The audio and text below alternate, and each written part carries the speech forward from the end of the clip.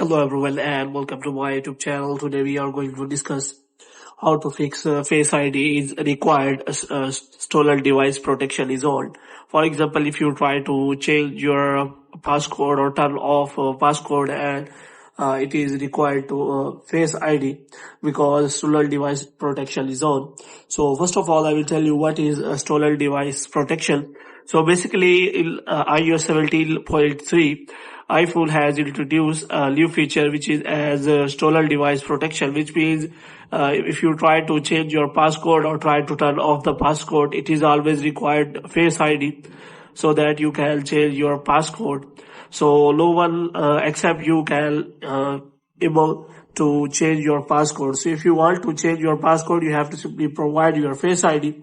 So for example, if you want to change your passcode as I try to do so, so if I click on change turn off passcode or anything like that, it is always required by Face ID. So if I will not provide any Face ID while changing the passcode or turning off the passcode, you can see that it is always required Face ID, and it will not provide any kind of facility of changing passcode to anyone except you.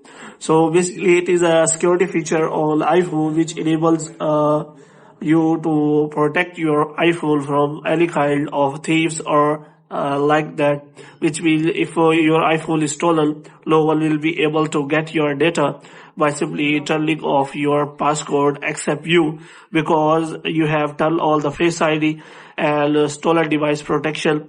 So that's why it will not change passcode or turn off passcode without your Face ID.